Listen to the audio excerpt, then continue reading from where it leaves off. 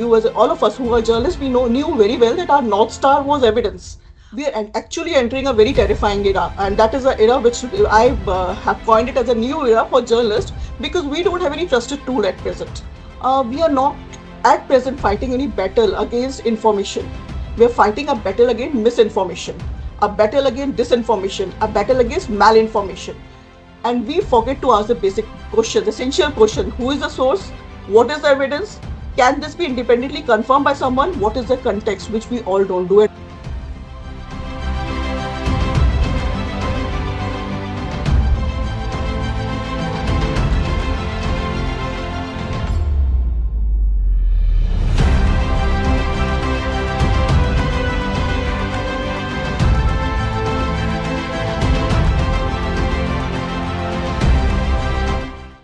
We were told when we started on journalism, we were told that you need to check facts, you need to have evidence, you need to have a photograph, you need to have a voice, you need to have a recording or a video which had the truth.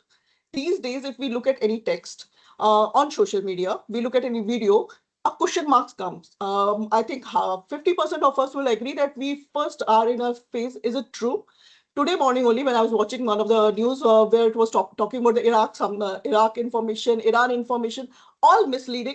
There was nothing, not a single thing was correct in that. I had to go back and research so much, which initially, when I started on my journalism days, I never used to do that. Now my morning half an hour is wasted in just checking out the video which I'm watching. The first video which has come to me, is it the truth? I go back to Boom, I go back to all the fact checking units, and then I decide on no, yeah, this is the time now. I need to focus the story. I need to read the story. In 2026, if we all look at it, we are actually entering a very terrifying era, and that is an era which I have coined it as a new era for journalists because we don't have any trusted tool at present. Even the fact checking units which are available to you, I can't trust them. Like right now, if I say this is a topic which is really timely and very crucial topic because we are not at present fighting any battle against information. We are fighting a battle against misinformation, a battle against disinformation, a battle against malinformation. These are the three words which are every day. Earlier, 20 years back, when we were talking about only one thing that was called propaganda. Anything we used to talk about or anything we used to say was simple. It was like political propaganda, advertising propaganda.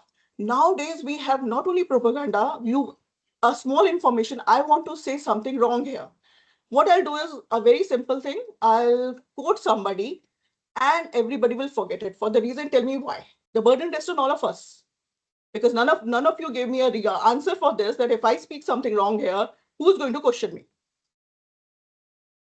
We all sit in webinars, we all sit in seminars, and after that, we just move out of it casually. That is what we are doing on the social media. I read it, feel good about it. Immediately, I pass it on my WhatsApp group. Which is like which has become a thing, which is a family group, a Facebook, where any kind of information, if I want to spread out, it will take me only 2 minutes. So what we are fighting right now is a synthetic reality. This any kind of thing, a 3 second swap which I'm talking to you about, is a dangerous liability which we all are carrying on us. It is not only journalists, it's an individual. When the sir said MIL, media information literacy. See, as journalist, I was taught 5 W's and 1 H very clearly. That was the thing I was taught. The first thing as a journalist I have to do is, when I have to do a fact checking thing, is when, where, how, and what. But now everybody's a journalist. Every influencer is a journalist. Are they taught all these things? They are not. So what happens is, I don't know how many of you know about it. In Mumbai, we had a major case when the erstwhile actor died, Dharmender. He died 5 times in Mumbai, not once. And it was a whole week we were talking about his death, and majority of the major big channels actually relayed that information. Newspapers were writing about it on whose whatever this thing. It was one influencer who was actually spreading that information. Anybody, anyone, any a journalist also, did he think, can I, should I cross verify, should I check, has he? Every day we were mourning him. This is what has happened. We are trusting the social media so much. There's something which we call in our journalism language that is called a liar's dividend. That liar's dividend is that in artificial intelligence, you recreate any video. It's a video of by voice or even a visual, And I see it and I believe it. Why is live evidence is very important is in elections. I don't know how many of you have seen that video. It's of M. Karunanidhi and Jayalalitha's videos were viral during the elections. And everybody trusted whatever was being said was said those days, but it was all manipulated. Then came in, then I think a second deepfake, which we all saw, was of Narayana Murthy. We saw of our finance minister, deepfake scam in the finance scam, which we were seeing in a major way. We knew it, we were watching it. I think everybody watched those videos. Even the journalists watched those videos. People invested their money through that. When it became a scam in question, we raised our voice. Oh, where were we as journalists? We were sleeping? That we didn't raise this thing, that this is something which is related to financial safety. This is something related to democracy. This is related to public trust. This is what has happened in social media. This is what we are talking about. News, deepfakes, we are not questioning. Artificial intelligence is playing so well with us. Day before only, we had a speech which was given to us in a way that democracy is changing everything. But what is democracy changing for us? There was no question in that. But in the end, what it came in was that secularism is dead in India. What are we trying to say in that? That was not. So this is something. What is happening right now is these deepfakes, which we say the deepfakes, malinformation, misinformation, disinformation. These four words, which are the key terms in the media information literacy. So fake news at present is simply is not a false information. It is something which is spreading very quickly. It spreads in 2 minutes. I give you information in not 10 minutes, in seconds. It will be viral. And we forget to ask the basic question, the essential question: who is the source? What is the evidence? Can this be independently confirmed by someone? What is the context, which we all don't do, and which we as journalists also are doing it? Now I'll come back to the story, what we journalists are now doing it. Because now, after 4 years, we have realized that this thing can't continue. We can't. Every story which is coming to us on the social media, because my sources earlier were public PR agencies.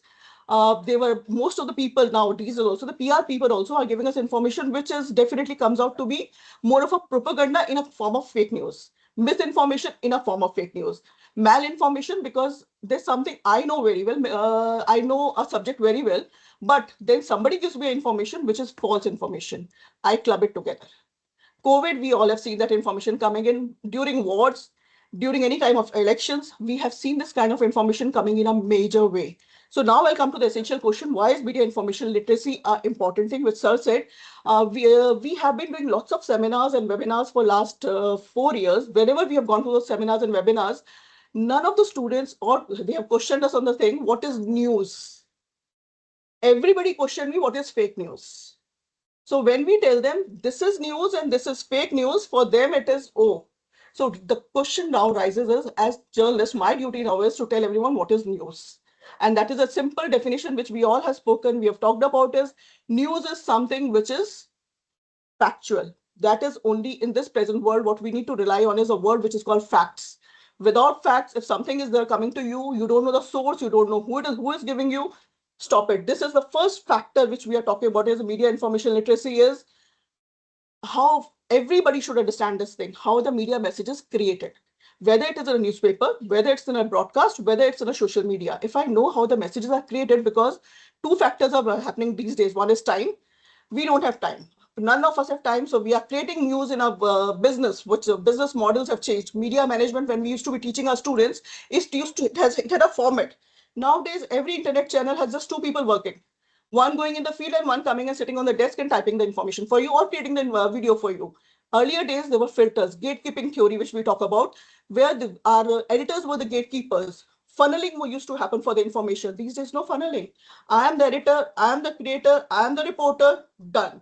I want maximum views, done. Finished. Everything is finished. So now the need of your media information literacy is for three things. One, who creates the information, why it is created, and what is the purpose of the information.